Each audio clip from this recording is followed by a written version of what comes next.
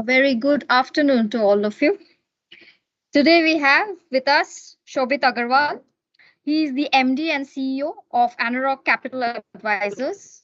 It is a visionary enterprise uh, which and Shobhit steers the strategic direction through the various investment verticals to ensure that Anarock's core philosophy of technology enabled investor centric decision making continues to serve the best interest of its clients.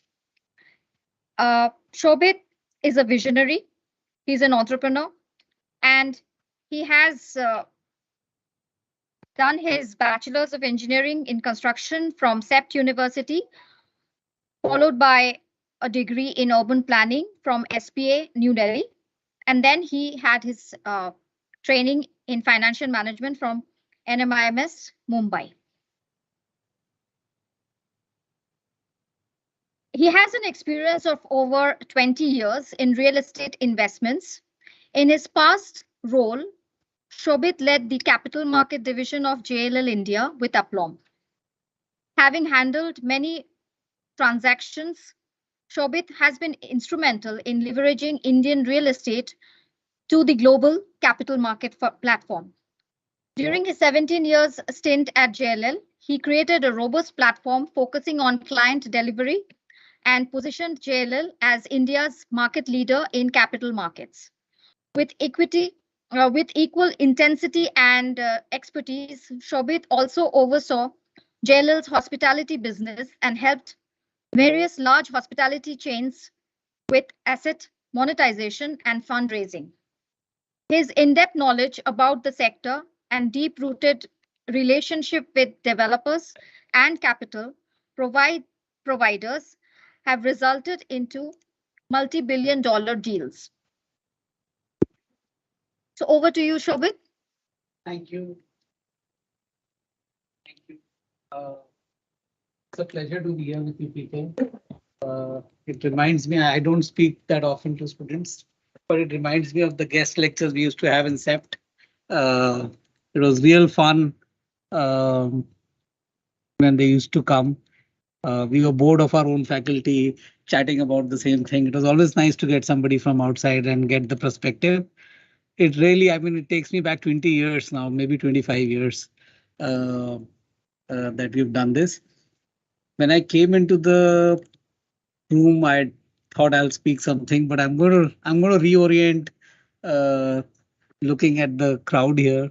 I think what I'm going to talk about is for all of you. I think I understood what you guys do somewhat, and she explained to me what you guys are up to. I'll cover two aspects while talking about financing because financing is really important. As financing is really, I'll use it. Yeah, financing is a very important aspect of urban planning, urban development, urban conservations, and so on and so forth. But before I get there, I want to give you a little story and how I think, she spoke all nice things, but I'll tell you, I'm a failed civil engineer.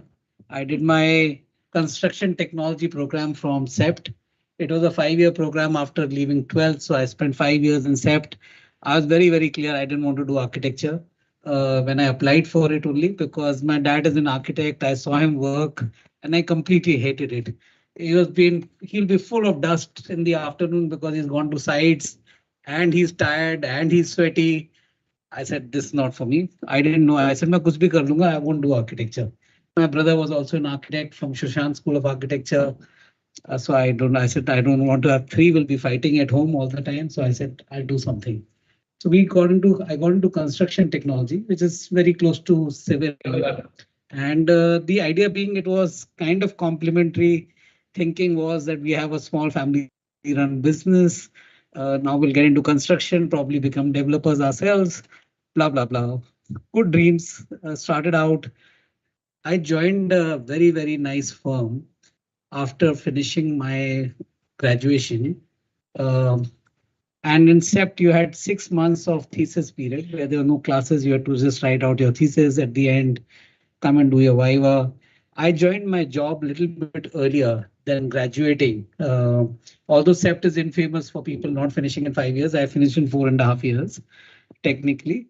And I went to site with a very good firm. And my job there was to supervise chori.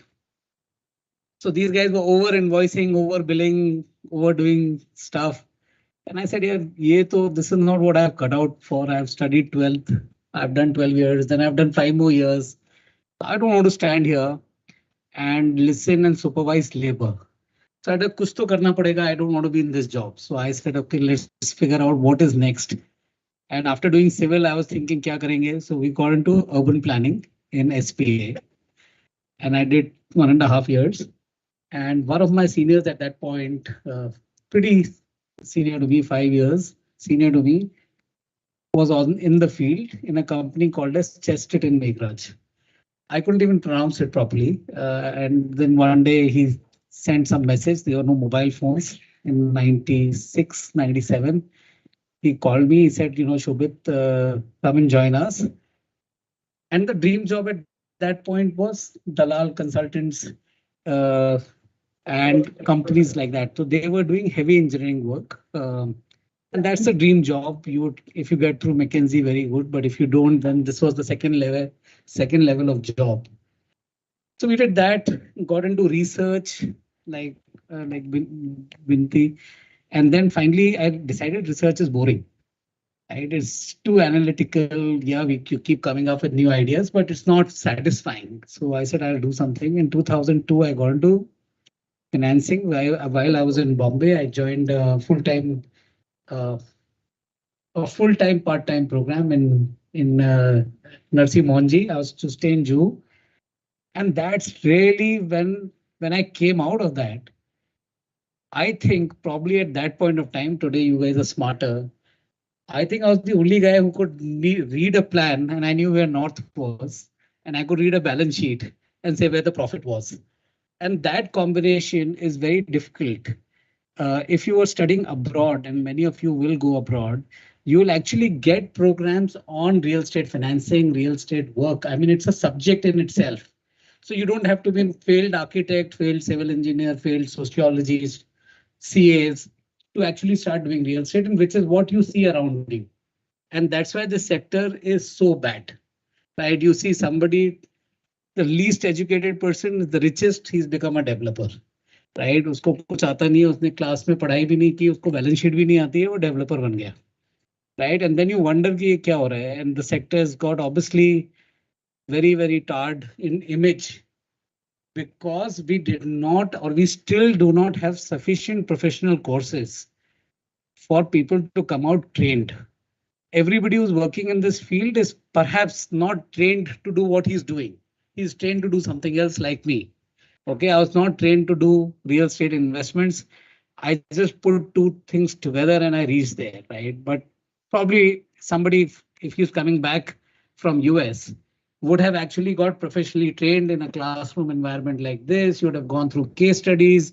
You would have understood what's to be done, what's not to be done, right? And often we talk about stuff without knowing the application of it, right? So I'm going to today, while my presentation is quite theoretical, but I'll tell you what the product is, right? And where the money is required and how it is used, right? So I'm going to just very quickly scrape through the data. First, let's talk about what is real estate.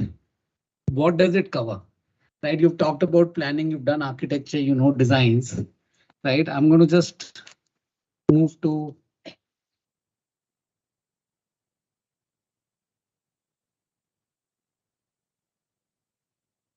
find a manual way to do it. I'm going to skip what Anarock does, so I'm just going to skip through all this. I'm assuming you know what India does, but let's break up real estate, okay? Real estate has four big components. One where you produce jobs, offices, right? We build as a country, we build about 40 million square feet annually, and we absorb about 40 million annually. So if I simplify this graph, and just make it oversimplified, between 35 to 40 million we are producing and we are using. The dark blue lines are what we produce, the light blue lines are what we are using. The fairly stable market, very small, over concentrated in just 6 cities. Calcutta is not included. There are no jobs in Calcutta, right? So if anybody is Bengali, is no sorry, you'll have to relocate somewhere if you want to do a job, right? And there are no jobs in Ahmedabad. So you either become trader or you leave that city. So these 2 cities on north, are east and west, are not uh, job centric. So you have 3 cities in the south, 2 cities in west, which is Mumbai and Pune, and NCR region. So if you count this as what office requirement is, it's a very simple market. You have 6 markets. Within those 6 markets, you have about 20 micro markets. You would say BKC is one market, Lower Parel is one market, Nariman Point is one market, right? And that's how offices are concentrated. Now, here is a question for all of you. When we were growing up, when I was your age and I saw my dad, he would only go to Nariman Point. Everything was concentrated in Nariman Point. You see 1980s ka movie, it starts with a train arriving in Churchgate and people moving out, right? And that's how the movie started, because there was only one office market. Then they put Lower Parel, then they put BKC, now Andheri's come up. So offices are moving north in directions, given Nariman Point is complete south, and actually residential is moving in the other direction. So we're kind of getting mixed, right? And Bombay was the only market which had very concentrated office markets. So in Bangalore, you don't know where the office starts and where Resi starts. It's all kind of mixed. It's like somebody just decides to say, next plot pe main office bana dunga, meri marzi hai. So there's no urban control in Bangalore, and you can see the result of it very recently in the rains. It's got completely washed out. Now, I don't know who's gone to Nariman Point buildings. And if you ever tried walking from one building to the other, you can't reach. You have to walk on the road and you have to pray that nobody knocks you out from behind, right?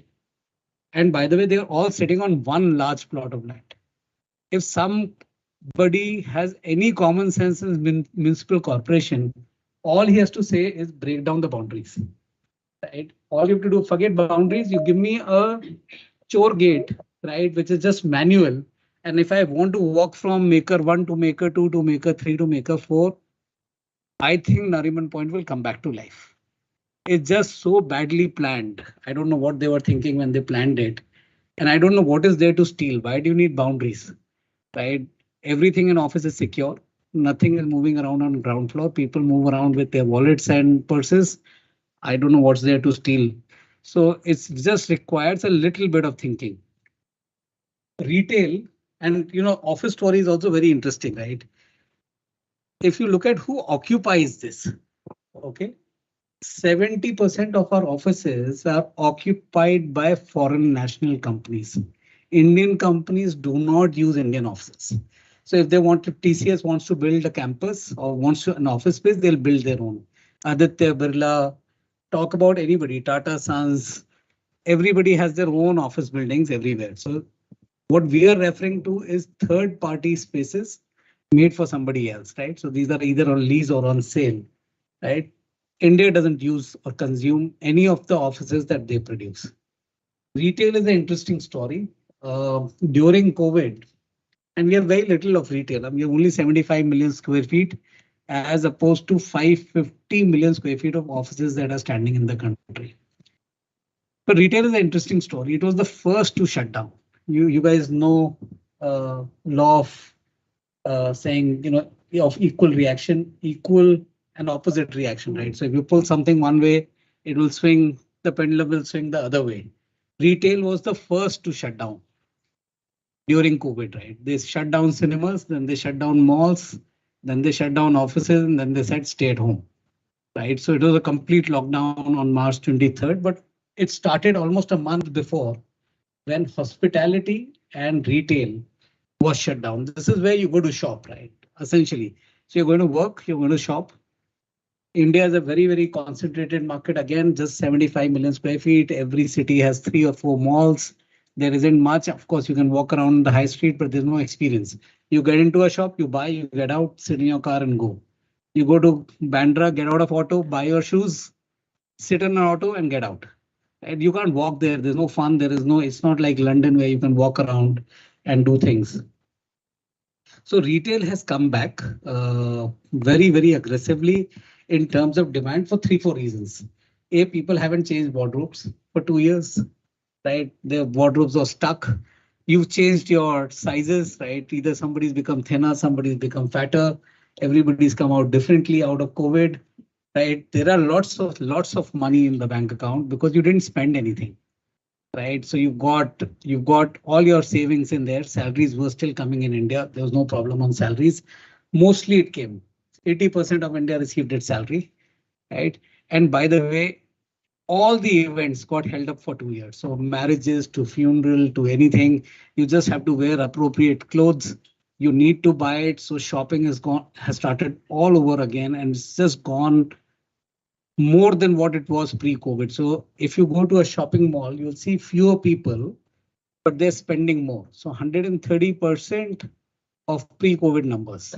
So if I was spending $100 in a shopping mall, today I spend $130 in the same shopping mall. This is residential. This is 85% of all the concrete that we pour, right? It's unique. I mean, it's like a one, you remember those cycles that are used in a magic show or a show which is one big wheel and a small wheel on the end. If you look at residential, office and retail, it looks like that. Resi is one big wheel. 85% of the market is resi. Nobody cares. There is no organized developer. There's no organized broker. There's nothing that's happening substantially in residential. And it was a killer. So from being a very, very good market, high activity in 2013, we have now moderated down to very small numbers in 2020. You can see that it's come to almost a third in size. And first time we're building less than what we're consuming. That means anything that was built before that and not sold is going off the shelf, right? That means I have a ready shirt that's been in my store for 2 years. It was not selling now, starting to sell, right? So residential demand is coming back like crazy again. And we think it's going to keep increasing. So you'll hear, or when you read on Google or any other place, they talk about a 10-year upcycle on residential. And I think if you look at numbers, it's still, I'd like to see this graph, which is shown in 2022, probably 3 times of what it is. Otherwise, we can never fulfill the dream of the Prime Minister saying housing for all. It is just not possible with all the effort and everything that I'm talking about. We are only building 4 lakh new houses. Man, 4 lakh to मेरे को सिर्फ बॉम्बे में चाहिए यार, मतलब आप बाकी markets तो छोड़ दो. So we are really, really going slow. It looks like we are on high speed car, but you're trying to drive your 30-year-old Mercedes at 80 kilometers. That's the feeling that you get. It's very crouchy. It's inefficient, material usage, approvals. And this is the sector that's most corrupt, right? Because all the political capital goes into this, right? So if you ever hear people bribing other people, which is very common, right? Including if you give $100 to your thulla at the road, ultimately when he collects a pool of it, where does he go and spend? He's not buying a Mercedes car. He doesn't buy a Gucci jacket. He's saving all that money to put it into real estate. He wants a better house for his family. And he's just buying that extra income. And it starts, I'm giving you a very simple example of what happens. But if you look at it right to the top, most of the money that's kind of generated out of any illegal activity actually goes into this sector. It's only now, after demonetization, after RERA, after this, that they have regulated it. Your stock exchange is fully regulated. Real estate was fully unregulated till 2017. And that's when the changes started to happen. Now it's got fully regulated. That's a structural change in our system. And therefore, we are almost came to a full stop and we've rebooted this. And this is exactly what happened. This is almost like a reboot. You almost come down to zero. You're driving your car at 0 speed. It's just rolling down and then starting to move up. And that's the reason why we think the next 10 years is for residential, right? So when you guys all graduate, you start to work, start to practice, you'll be doing a lot of residential. You guys should be ready for it. And it'll move towards rental housing because I don't think that anybody or everybody who has to have a house has to buy it. You can rent it, right? There are rental cars available, there are rental something else available. I think you'll get rental homes also. And you live all your life in a rental home, you don't need to buy it. And government will come out with that policy. They are very, very cognizant saying not everybody can afford to buy. We should build to rent only. And that will be a new concept that will come in, right? Again, I told you the 2017-18 onwards, we've changed structurally. We have now become fully regulated. So it's only a big boys game. The Godrej, the Tatas, the Piramals, uh, Bajajes of the world, people who understand manufacturing, who respect their balance sheet, who will do the right thing because they have to do the right thing, not just because they're regulated. And the resource deployment is now going to be concentrated in good hands. And therefore, you'll suddenly see an improvement in the quality of residential as you even drive around. You don't have to be an architect to say, I am seeing this good building. You'll see the difference. It'll be visually available to you as you drive. And you can see some of these buildings that have come up in Lower Parel. You can see that these are high quality assets that have been built. And you'll see more of this being manufactured. So big play for residential and big play for all of you guys because it requires attention now because we have to build so much. This is the other thing that's very interesting. People keep talking about affordable housing. I'm sure you have enough and more lectures on affordable housing, how we should build for everybody. But I told you that it's just not working. So we were building 40% pre-COVID, only an affordable sector. We realized it doesn't sell. Everybody stopped building it. So we're already down to 20%. One bedroom apartment does not sell anywhere in India. It's very tough because the composition of the guy who's buying one bedroom has 8 members in his family. Right, so he's really at the lower strata. It's not that your in-laws stay separately and you stay separately. Your parents stay in a different house. I'll stay in a different house. At the bottom, everybody stays together. They don't have the luxury of having multiple houses, so they need more room. One room is just not sufficient physically for them, so they rather just either stay on rent or they'll figure out something, but they can't survive on one bedroom. So we really have to figure out, unless you put rental program, this sector is going to suffer because it's economically not viable for both the builder as well as the buyer. The residential markets is quite strange. I mean, you know where your money is going. Bombay, Delhi and NCR used to be the biggest market. Today, if you see purple, it's only MMR. That means the economic shift of the countries happened is where the affordability is, where the jobs are, where the money is. Bombay MMR is 50% of all residential around the country. It's that big. Right, so we need more architects here. We need more roads, more metro, underground, overground. We just need stuff, right? We need parks. You can see how dense it's going to get if it's not already dense. And then there are a host of new sectors that you guys will have to deal with, which will include industrial and logistics. You've seen these, if you see it in movies or even in Google, you see really high quality grade A sheds, not go downs, but proper sheds. You see data centers. These are the nerve centers for Google and Amazon and somebody like this. India is still privileged. We still have drivers. Many other countries are now moving to self-driven or auto-driven cars. The data center is the nerve center. That's where two cars know that there's a car coming in front. I have to steer left, the other car has to steer right. Is live streaming of data in seconds, right? And therefore, you just need more and more and more data. India is still very far away. We've not yet reached that level. But by the time you guys graduate, maybe 10 years into your career, data centers will be a will be like human factories that need to be set up everywhere. Right? They'll have to be in urban locations. They'll have to be in rice fields. They'll sit in hill stations. Everywhere you'll see data center. Co-living is for people such as yourselves. Before you find your first job, you want to travel around, you don't want to stay, you don't know where you're going to stay. So you will say, okay, we'll share an accommodation. It's like almost like an Uber model, right? Saying Uber share. I don't know how many of you have done Uber share. It's exactly like co-living, right? Student housing will come in and senior living. So this is where all of you need to specialize, figure out what's going on, right?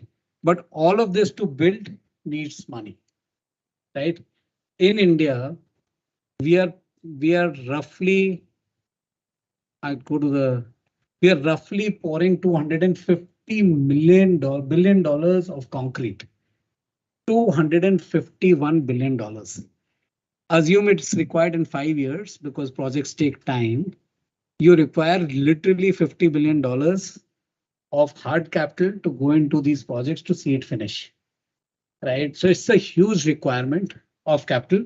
And if you go back, and I was just going to show you a slide, the total equity market each year, 19, 20, 21, I've given you a sample. Only $2 billion of equity is coming in. Right? You need $50 billion. I just showed you.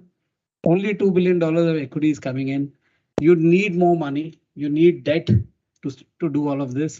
So you need roughly $20 billion of debt. And then also there's a shortfall of $28 billion. You need that from sales. That is why you start doing pre-sales in the market. Even before the project starts, you try and sell it because there is no other way to fund it, right?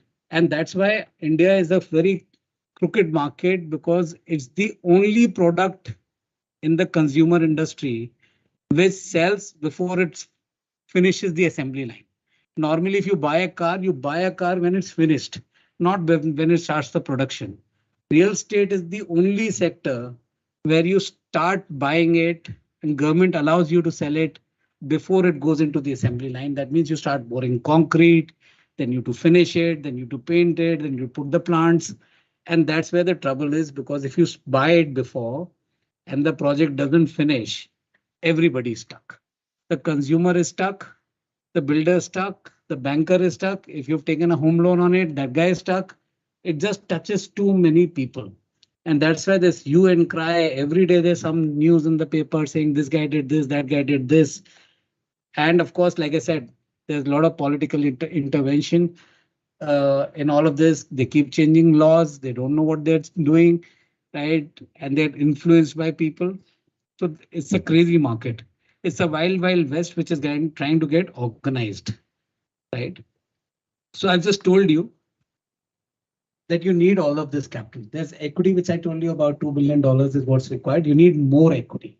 So you can get that equity from listed market or you can get it from private market.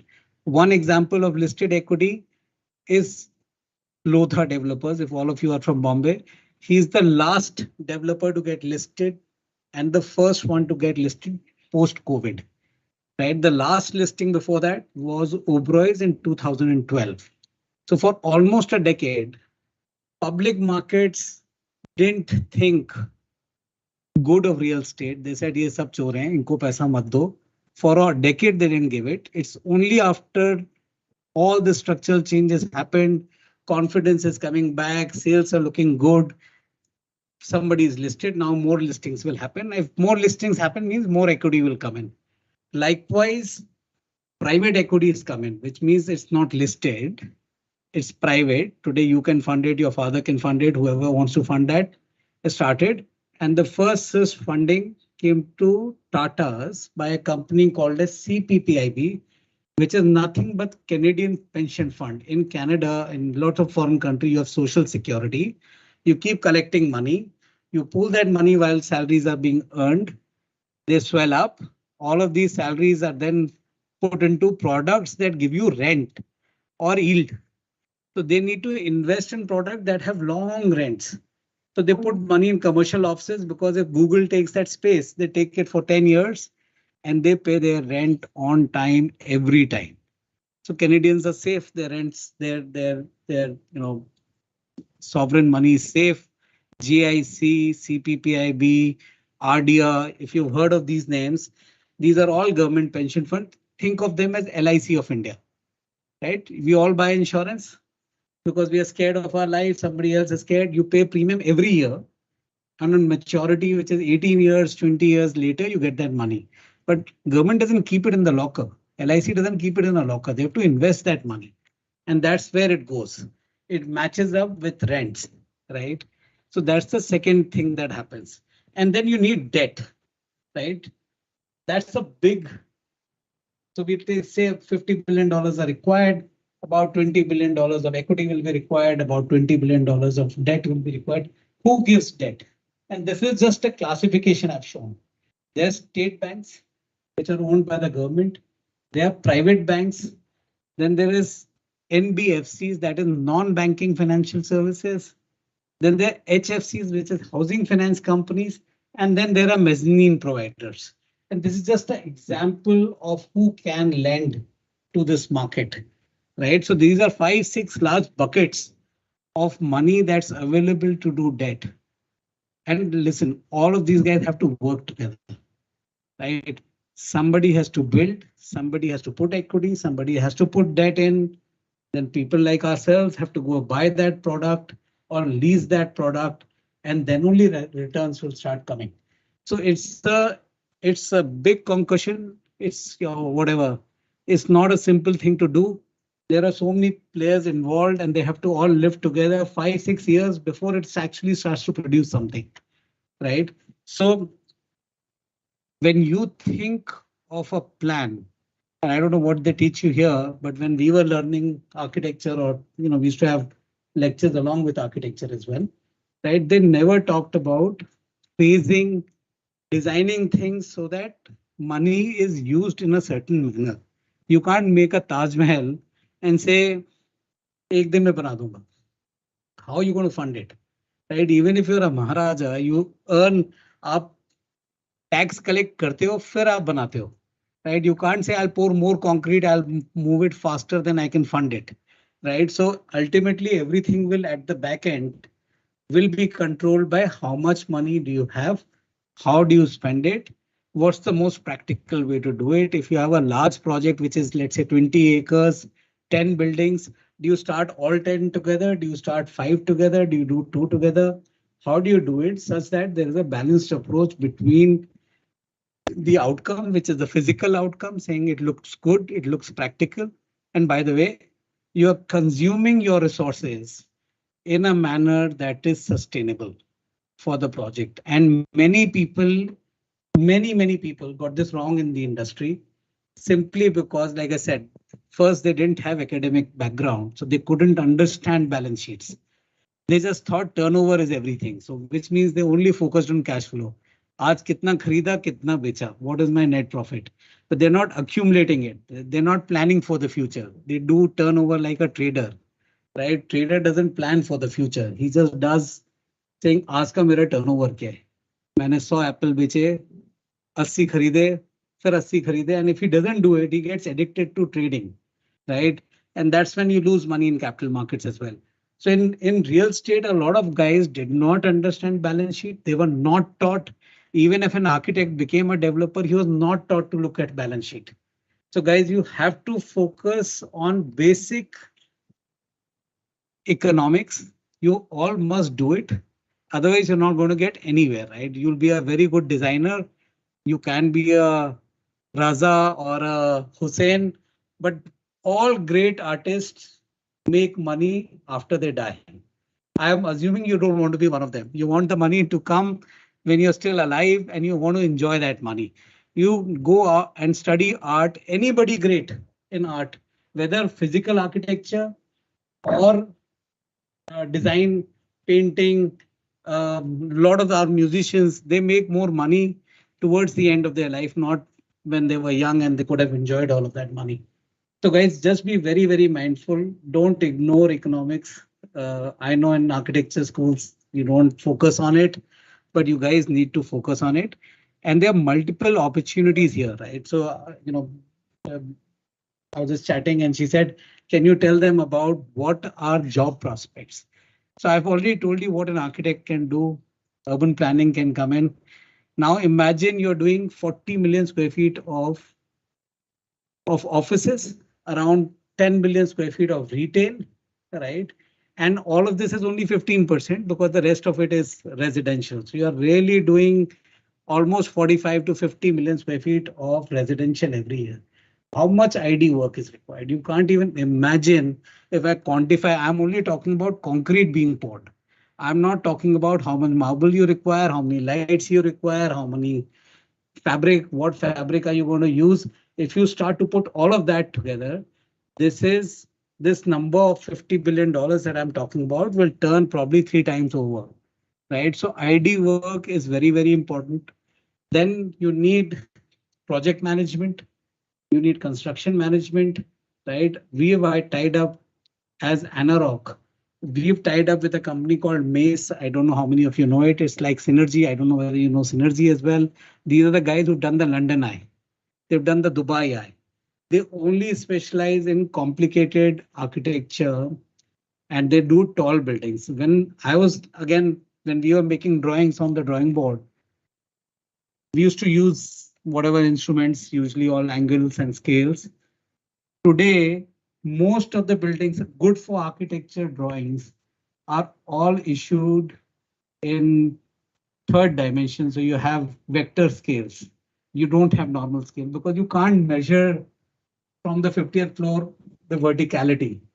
आप tube लगा के नहीं देखते हो. No, these are all digital calculations. You have to convert all your drawings into digital architecture.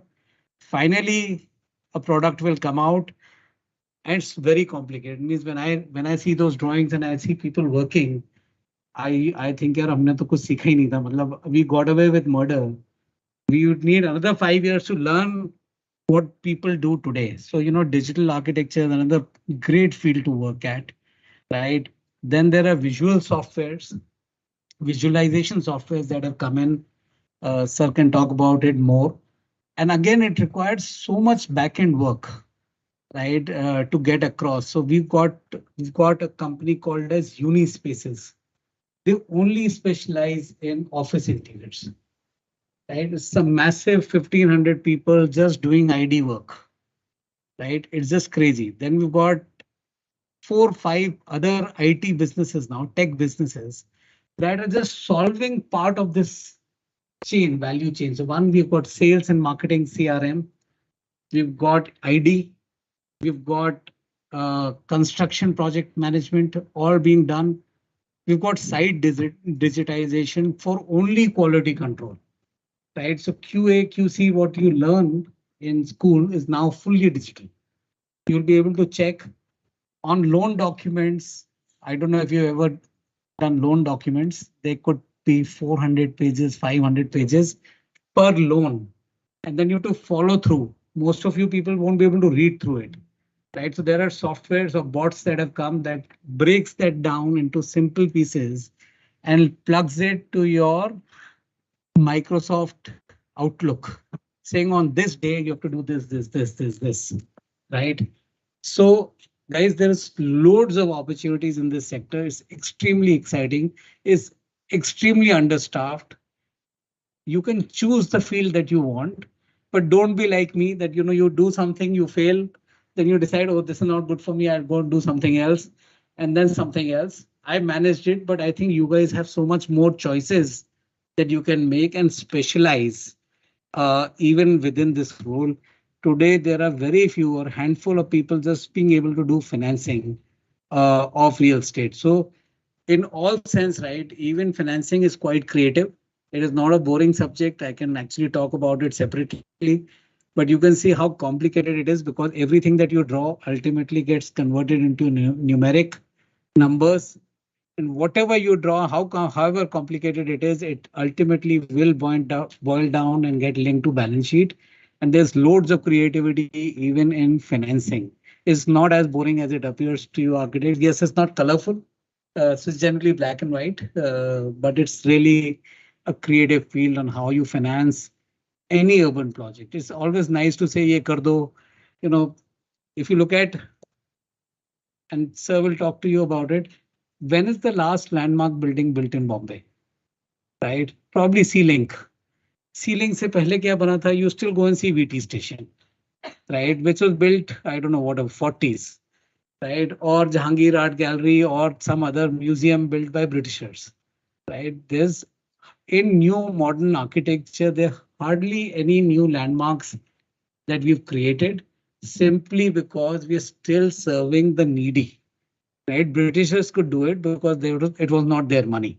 They were using our money to build these monuments, right? But ultimately, you look if you try and find an answer why we can't do it. Do we have a problem with talent? No. Do we have problem with creativity? No. Where is the problem? The problem is we don't have sufficient money to build landmarks that look beautiful but don't serve the purpose, right? And we just don't have it. We are still doing basic needs, right? जिसको आप बोलते हो रोटी कपड़ा और मकान. So we are still trying to solve basic issues, and once we get through it, we'll build beauties, right? But there is still time for it. I think maybe you guys will catch some of it. I can only think of 2, 3 structures that have come up after I finished my graduation, which includes one temple in Delhi, which was the Lotus Temple. There is one bridge here, there's one bridge in Hyderabad, there's something else that has come somewhere. But if you go to Calcutta, you look at Victoria Memorial, you go to Delhi, you look at something else. Hopefully the new avenue that's being built will be beautiful. I haven't seen it. I've seen some images that have come in, but guys, we really need to do it. And our airports are the closest to any landmark that we are doing. Our airports are better than what you get in US. Definitely better than US. I think they are more beautiful than what's available in Europe. I think the Middle Eastern country and the Far East is maybe ahead of us. But in terms of making and modernizing airports, we're probably far ahead of anybody else, or at least all the other sectors that I spoke about. So Resi is a laggard. Resi is right at the back. Retail is a little bit more beautiful. Offices are still better, right? Because offices have the money, right? Anybody who's doing the office, Google doesn't care. They'll pay you $10 extra if you build a more beautiful building. TCS balance sheet is so beautiful. They'll build grade A buildings for themselves because they want to give the best to their employees. So as you grow richer, you probably build good buildings. But today, as a country, we are still serving the basics. We are doing housing for all. We are far from saying we've done housing, we've solved the housing problem. Now let's do something extremely exciting, right? So I guess after British have left, we're still kind of catching up on basic roti, kapda and makan. Once we do it, I'm assuming we'll move towards more creative side of architecture and urban planning. But today we are still trying to catch up. Buildings are built and road nahi hai. By the time sometimes they put the road before, but when the buildings come, the road is gone because it doesn't have the strength to take the construction trucks, this, that, and the others, right? Or they forgot to put the pipelines below. They didn't think about it, saying road बनाऊंगा तो उसके नीचे I have to put services first and I have to give access to that service, right? It's not just putting it, right? I have the ability to repair, I have the ability to enhance. So this planning is missing because I think our hand-eye coordination in architecture is really bad, right? Whether it's municipal corporation doesn't talk to fire department doesn't talk to environment. So we have to apply in running a hotel and building a hotel. 56 different approvals are required. You have to go to 56 departments before you can welcome a guest in a hotel. And these guys have all their own rules, right? There is no centralized policy. So hopefully these things are now getting all digital. Hopefully they'll go away. I remember when Diamond Boards was being built, there were no municipal corporation had any computer. So when Mr. Doshi was designing his buildings on computer and taking a printout, the municipal corporation saying मेरे को blueprint चाहिए. तो तुमको पहले blueprint बनाने के लिए to put it on tracing paper, then take it back to a department that'll give you a blueprint. It was stupid, right? Because our municipal corporation didn't have computers in those days. Today, I'm hopefully assuming that they are as good as we are, right? They've become cleverer. They're getting cleverer every time. I think some of the digital initiatives in this country are crazy. We are probably leading. Our tech is leading our growth. We are at $250 billion tech export. That's the largest thing that we do in India right now. Right? So yeah, we don't see too much manufacturing because that's all China. But if you look at tech, it's only India. There's Silicon Valley and there's Bangalore. That's it. There is nothing else in between. You can't go to Frankfurt and start doing tech because there's nothing there. There's no techies there. So we are the tech manufacturing world of manufacturing for the world. So I think tech will continue. It's in the hands of the youth, right? And we are very far from sort of becoming an old country from an age perspective. So we are still building our buildings for the youth, unlike Japan, where the average age is 70. Unlike China, which is now reaching 55, we are still at 27 average age, right? So we are still building for the youth, right? We'll go to, that's why I talked about student housing more than retirement housing. So I guess you guys have to think about it when you guys are doing your drawings, master plans, conservation architecture, to say who are you doing this for and how much is it going to cost to do it? And how do you recover that money? Right, and that's the whole science. If you can solve that problem, I think you guys are going to be very, very creative. And I can tell you one example. I mean, you may agree or disagree with the architecture. A lot of people here. When Mr. Sorry, maybe the architect, not Doshi.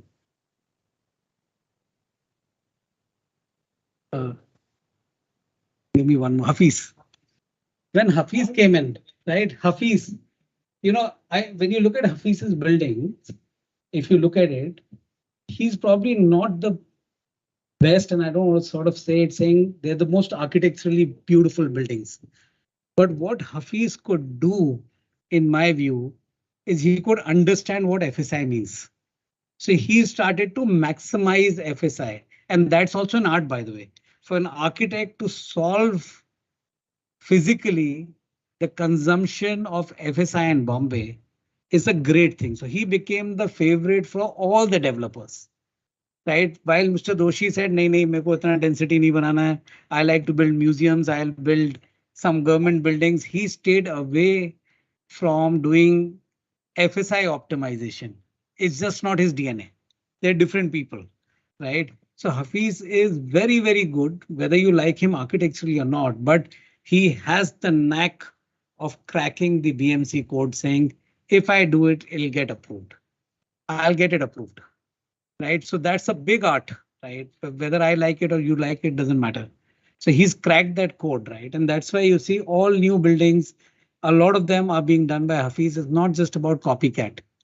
He solves the BMC rules like nobody else. He's learned that equation, right? And you have to give him credit for it. So I don't know what specialization you will do. Again, I'm just telling you, look, everything that looks equal is not equal, right? They have to learn the BMC rules and you have to learn to consume it. And I'm telling you, his art is in optimizing the BMC rules. He's not breaking the law. He's just exaggerating it, right? Now, balconies are allowed or lap pools are allowed. Who says lap pool is 10 meters, 2 meters? It shouldn't be 1 feet deep. So he'll use a lap pool, which will be used as a lap pool, will be approved as a lap pool, but he's probably imagined a lap pool very differently than you and I can imagine, right? And that's an art. And he's done it very, very well. He's extremely popular amongst the developer community because he helps them in making tall buildings bigger while not breaking the rules. And yet the buildings look quite beautiful and elegant, right? So again, I'm saying that's personal comment, saying architecture can be liked by somebody, cannot be liked by somebody, but that's the way it is. So you guys have to think about what you need to solve. I think I've spoken a lot about lots of stuff, and there is a play for tech, right? So don't start thinking that you have to all go back to drawing boards all the time, right? You have to also start thinking about how you can use your art in solving all these problems with the techies. If you can solve it, I think you'll do a nation a great favor. So there is a hyper play with tech, whether it's for design or development or so many aspects of doing urban planning. I don't know again how many prop tech lectures do you have, but quite interesting. So that's where I end. I'm open to questions whenever you like. There's lots on this slides. I'll leave it for you guys. You can read it at peace. Thank you.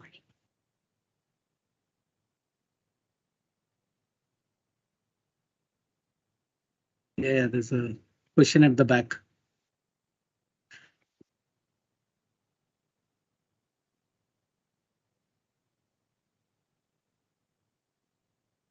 Okay.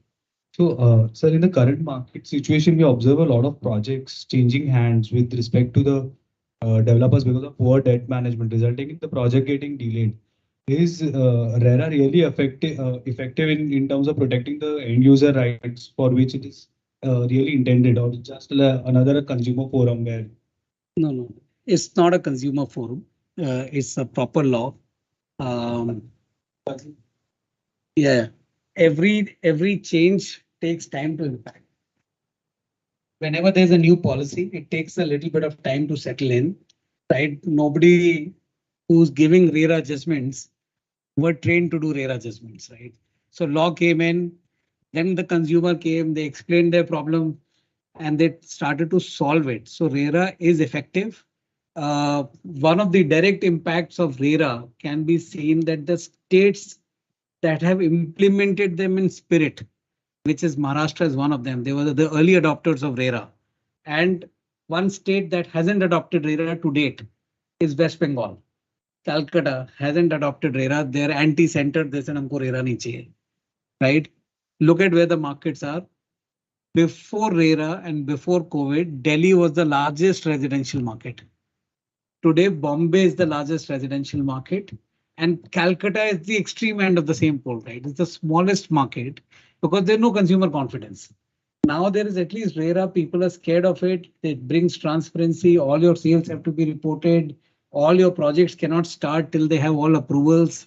So it has solved everything. And like anything new, I don't know if you guys are on iOS or Android, version 15 will probably be better than version 1. So we are probably today at version 2 or version 3 of RERA, right? It came in very recently. Every time a judgment happens, they change, they fine tune. So when by the time you guys graduate, hopefully probably version 10 will be in play. And it's a very, very effective means of controlling, right? Controlling real estate development and also bringing out data. So if you have data, you can solve for things, right? Earlier, there was no data available, right? So you didn't know whether the project was 1 bedroom, 2 bedroom, 3 bedroom. Today, everything is available. You can count the number of units under construction because they are disclosed. So two benefits, one for the consumer and one for the analyst, because you can understand what's going on. Back. You don't need the mic. Sorry.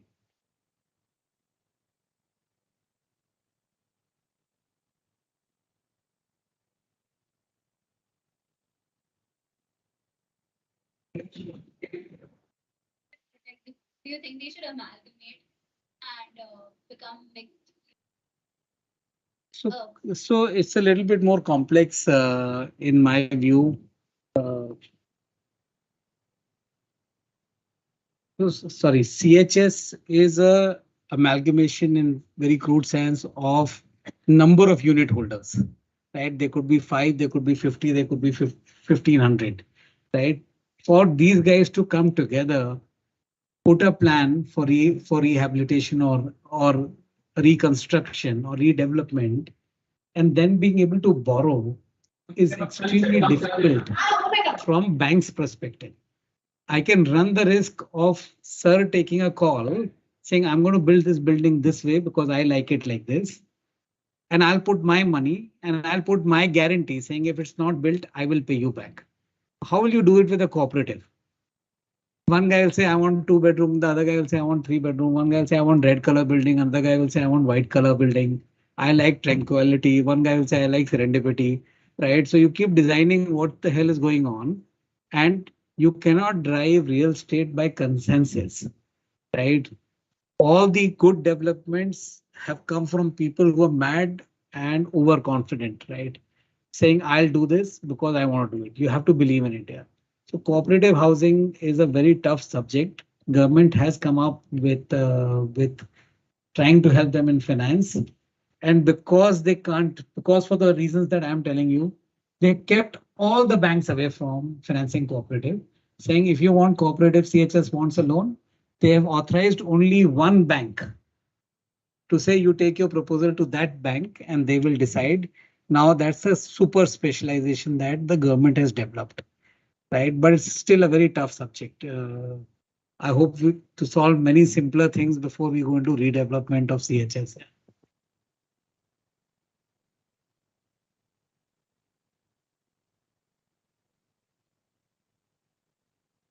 So in the slide, you showed that until a certain period, like there was a time when we did produce affordable housing, and then because it did not sell. But in the market of Bombay, where the land value is so high, which is mainly because of the speculation done by the private sector. So how can Mumbai's market afford affordable housing in that sense? That's the easy answer. Good question, but I'll simplify it for you. So just like everything else, there's real estate economics, like I was mentioning, there's a chapter on land economics, right? And how the land economics work. So if you look at Bombay, it's the simplest of all the markets.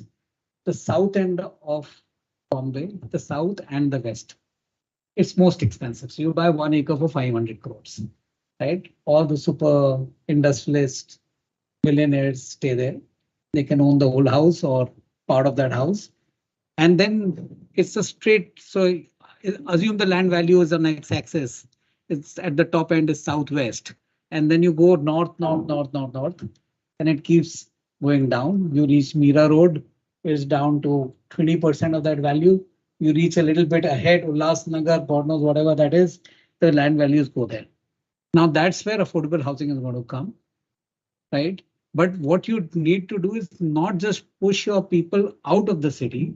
You need to put infrastructure to bring them back. So you need to have roads, railways, parks, schools, hospitals to service their requirement, right?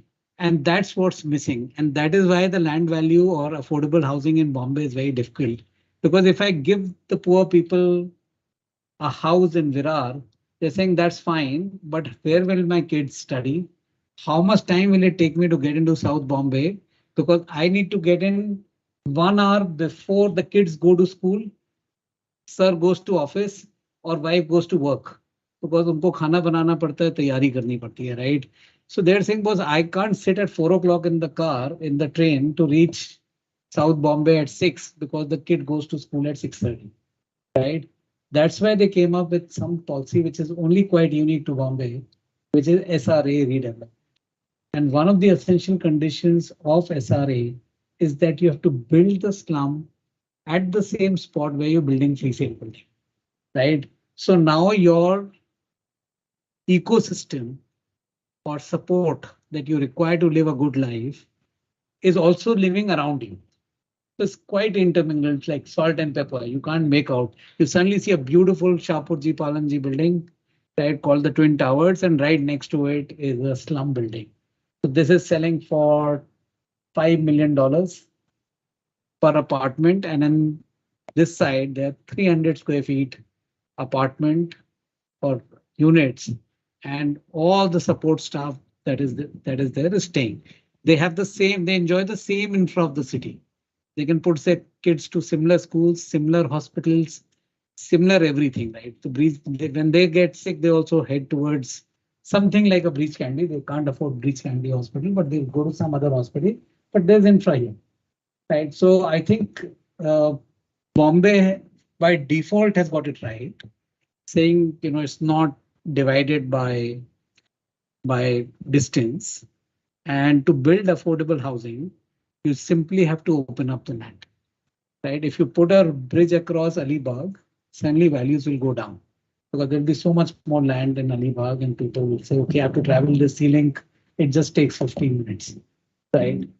That's it. But we haven't done it. And that is why land values are very high. It's absurd. We've sold the most expensive deal we did was about 3 years ago. We sold 1 acre for 455 crores. Just a piece of land in South Bombay.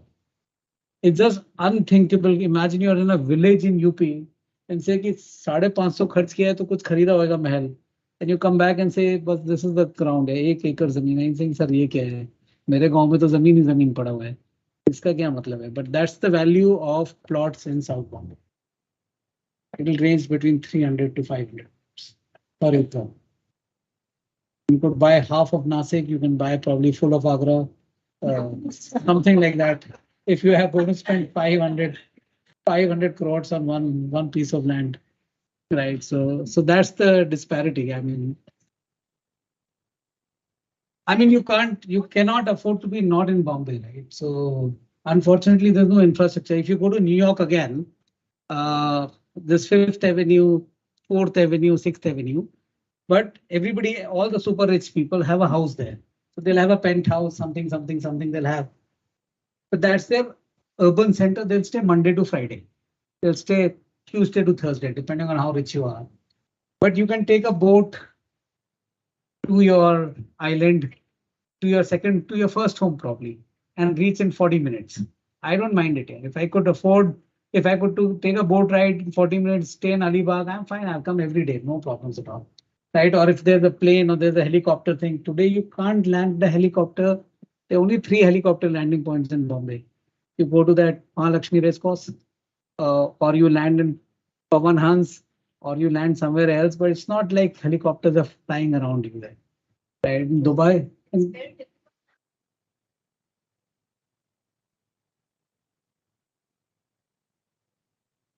I mean, we have to start doing it, but I genuinely, that's one thing that is, I must add, India, because of its cultural reasons, has always valued really small things. We valued the plants. आप हर घर में तुलसी लगाते हो, you keep saying people कि ये greenery करो, ये करो, ये करो. So we're not overly destructive, right? So we don't sort of like, there are many roads जहाँ पे road है इतनी बड़ी पर बीच में पेड़ है. Nobody told them not to cut it, but somebody also said, I don't think it makes sense. In my view, again, it's height of stupidity on the other side, but culturally we said छोड़ दो. मंदिर आ गया, छोड़ दिया road के बीच में कि भगवान रह रहे हैं, कोई बात नहीं, छोड़ दो इधर, right? This recent accident is one such example that you make stupid turns. I mean, why should there be a curb on the middle of the road? You can just align it properly, right? This accident wouldn't have happened. But we are culturally very sort of sensitive. We like to consume. We have grown up saying, "Thali mein kuch mat chodo." Don't waste your food. So we don't waste that much. We don't throw it. You want to eat one sandwich, you order one sandwich. You don't order 5 sandwiches. We have not yet reached that consumption level. But by the way, because we only started building recently, tall buildings and glass buildings, as a country, we have the highest stock of green buildings. US built all their buildings before we were born or while we were being born. So in 80s, 90s and 2000, US was building 80-story buildings, right? उसके बाद से आप उसकी picture देखते हो कि ये Empire State Building है, ये फलाना है, ये ढिमका है. India started building it in 2005. So most of the buildings have carbon neutrality. You go to any big office building in Bangalore, is all platinum rated green buildings, right? So, and we got a green building norms in 2002, right? And all the people that were teaching us architecture, although there was no green building norms, always spoke about green buildings, right? Whether it was I Am Bangalore that was built by Mr. Doshi or something else, had a courtyard with greenery all around. Nobody told him to do कि इसका ECG क्या है, right? But उनका mindset ही वैसे था, right? So we always built great buildings. And by the way, you should be proud of the fact that we have highest stock of green building in India. All our office buildings are actually quite green. From not green as in plants, but they use eco-sensitive materials, they conserve energy, they conserve water, right? There are fewer lifts than you need, right? So you kind of queue up. One lift doesn't take one person up and down, right? So we are using our resources very optimally. Every time there's a bridge, it's full on the first day of its opening. So you're not built a bridge to nowhere. There are rarely any bridges like that. There are rarely any train routes, any flight routes that are flying empty, right? So we are using our resources quite gracefully, just because we have so many people and we build things very late. Right. So unfortunately, from a green perspective, we are quite in control. Um, that's where it is. One last question. I'm okay. Yeah, these are undergrad students also. Yeah, I guess. Very interested. They saw your profile and they Googled you. I guess that's the new. I want to understand what you mean by prop tech. Do you mean startups like Flow, Adam Newman's thing that's going to come up next year, or Neighbor by Yaki Ingles? Or do you mean things like that, or what do you mean? There are lots of prop tech ideas. So, for example, if you go to New York, there's something called as Solo, not Zoho, right? And you point to a building. You just point your camera with your camera on. You point towards a building. It'll tell you how many buildings, how many apartments are available for sale, how many are available for lease, what's the quoted rent, quoted sale price, who are the neighbors. All you have to do is just point it like a camera shoot, right? Saying, "Is building ko dekhte hain, I like it. Isme kya ho raha hai?" Right? That's because they've digitized their data, right? They already know it. And then they have taken that data and imposed it on the stack plan of the building. If there are 4 apartments, they have 4 owners. It's quite easy. It's like a telephone directory, which is now in a visual format, right? So as simple thing as that we can do in India today to get property records is impossible. So you have to start again. I'm saying you have to start from basics. So it depends on what problem you want to solve. One tech will not solve everything, right? So you decide what is that one problem you think you want to solve. And by the way, you have the runway because nobody else is doing it. So we are very, very far behind in tech adoption, but we are catching up very fast. Every other week, something new comes up, whether it's fractionalization of ownership, fractionalization of homes. There is a data company called Zapkeys. You can just check it. You need any property record in Bombay, you will get it, right? It's come up, it's starting to digitize records.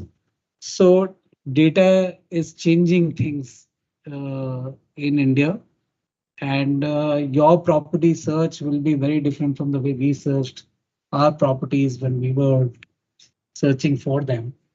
So there's so many aspects to prop tech.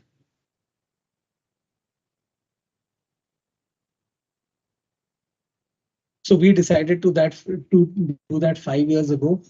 So we put in over 150 crores in 4 tech startups. One of them is called Apna Complex.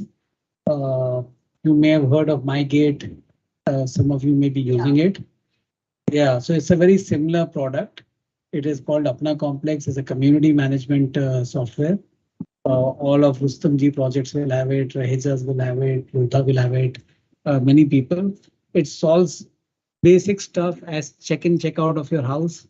One example I can give you where we actually saved somebody or something is today everybody wants to order Zomato or Swiggy or one of these things. Mom is not at home, baby calls saying I need to eat pizza. She said no problems, I'll order a Zomato from I'll order it from Domino's or Pizza Hut. The delivery boy comes, goes to the house, obviously mom is not there, right? Whoever, your kid is alone in the house. They can drop, they can do whatever they like. But our software has come up because this is a problem we identified once we started to use it. So we have a check-in, check-out concept. So if there's a pizza delivery that's happening, you check in. First, the mother will get a message saying pizza delivery boy is coming at 5:56. She'll also get a timer which says 10 minutes. If the pizza delivery guy is not out, she'll get an alert, I'll get an alert as a company provider. My security will go into that saying, where is the burger? You don't take 10 minutes to deliver. You have to do a checkout. If there's no checkout, there's a search and seizure that goes till you rescue, right? Now, there may not be anything. You don't have to assume something bad is happening. The guy's just inefficient. He's just lost in the building complex. I have to ensure that he goes out. So it just solves simple security stuff like this, saying there is check-in, checkouts, there's all your amenities management. One person can't bully the other guy and keep booking the court 3 times over because he's a, he's a good squash player. His friends are good squash player. वो सारे time squash खेलते रहते हैं. That poor somebody wants to learn doesn't get a chance. We'll just stop it. He can't book the court only. We know that if he spend 2 hours on the court, you are just out, and you won't get booking for next 15 days. Right? So it avoids conflicts in the community. We are doing 30,000 homes a day adoption. 30,000 homes a day people are adopting it. So can you imagine how much data we will have at the end of 2 years saying I'll have, I don't know how many families, and each family has like 3 users. So I have so much users. I can sell them homes. I can rent it for them. I'll probably be the biggest gateway for a big basket if I want to. I can provide medical services. When COVID started, we were managing 40,000 CHS, right? We tied up with 1mg to do door-to-door vaccination. All they had to do was sign up with us, and we gave them 40,000 societies. Right, 40,000 societies had at that point 6 lakh home buyers into 4, right? Because each family has 4 people. So that vaccination got done, all free, but it was all tracked, right? Same thing happened in offices. There's another company that manages offices, right? They just had to do the same thing, right? You had to do it. It's quite easy. Today in India, there is another app that's come in. I'll get the name. You can get an ambulance in 40 minutes. They guarantee you an ambulance in 40 minutes, which is too much because in India, you get an ambulance in Bombay in 40 minutes.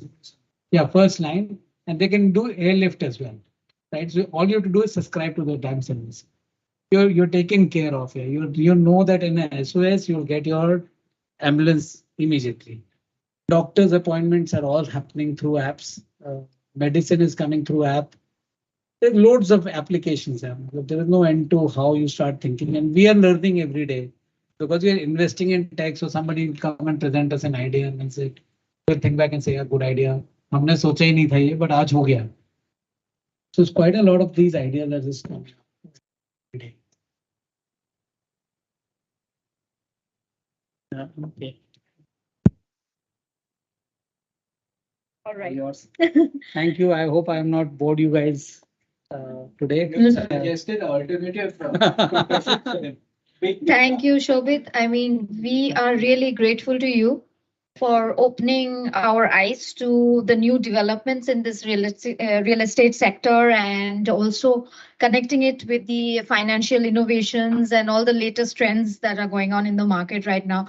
It's important for us because sometimes what happens is that we are into full-time teaching, and we are a little not abreast with the recent trends. And so it's always good that we depend on experts like you, industry experts, who kind of sheds light and tells us what are the newest trends. And, so I think you have given us a lot of information for us to process. Our students will come back to you definitely. And you can follow him on Twitter and LinkedIn, because he always posts his recent articles, which has all these insightful, pieces of information. So it's important and profitable for us because we need to understand how the winds are flowing. Because if we don't know, then, we will not be able to tap the opportunities. It's as simple as that. All right. So with that note, I would like to extend my vote of thanks to Mr. Shobhit Agarwal. And thank you so much for your time. And this is just the beginning of our conversation. We will keep calling you. Thank you so much. And enrich ourselves. Thank you. Next time I'll probably take a 9 o'clock session. Yes. You guys are not sleeping. Actually, we start very early. We start at 8 in the morning. So, but but we understand. No problem. Just by way of some initiative that we've taken, we'll be rolling out at the pilot stage of a software called as MyHQ. You can download it. It's available on iOS and Apple as well. This aggregates all co-working spaces.